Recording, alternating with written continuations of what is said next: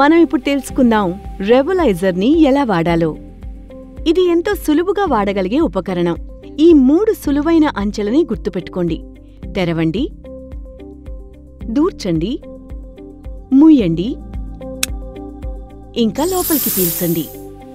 రెవలైజర్లో 3 ముఖ్య భాగాలున్నాయి. ఒక mouth piece, ఒక రోటోక్యాప్ ఛాంబర్, ఇంకా ఒక బేస్. రెవలైజర్ని దాని బేస్ వద్ద పట్టుకుని ఆరంభించండి. ఆ 2 బాణాలు కలిసేదాకా చూసి మౌత్ పీస్ని తెరవండి. ఒక రోటోక్యాప్ని తీసుకుని దాని రోటోక్యాప్ ఛాంబర్లో పెట్టండి. రోటోక్యాప్లోని పారదర్శక భాగం కింది వైపు ఉండేలా నిర్ధారించుకోండి. మీకు క్లిక్ శబ్దం వినపడేదాకా మౌత్ పీస్ని మూయండి. మీరు కూర్చుని గానీ నిలబడి గానీ రెవలైజర్ని ఉపయోగించొచ్చు, కానీ మీ తల తిన్నగా ఉండేలా నిర్ధారించుకోండి. ఊపిరిని పూర్తిగా బయటికి వదలండి. మౌత్ పీస్ని మీ పళ్ల మధ్య పెట్టుకుని దాని చుట్టూ మీ పెదాల్ని మూసేయండి.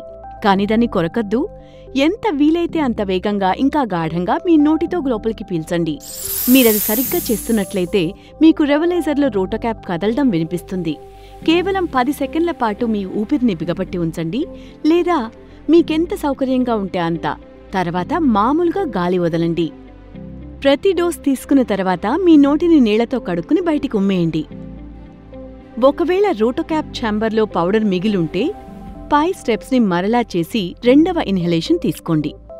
ప్రతి వాడకం తర్వాత 2 బాణాలు కలిసేదాకా మౌత్ పీస్ని తెరిచి ఖాళీ రోటోక్యాప్ని పారేయండి. మౌత్ పీస్ని మూసి రెవలైజర్ని మెరుగైన పరిశుద్ధత కోసం ఇవ్వబడిన పౌచ్లో పెట్టండి. రెవలైజర్ని ఉపయోగించడం సులువు కదూ? సులువైన స్టెప్లని గుర్తుంచుకోండి. ఇంక మీరు ఉపయోగించడానికి సిద్ధం. తెరవండి, దూర్చండి, మూయండి, ఇంకా లోపలికి పీల్చండి.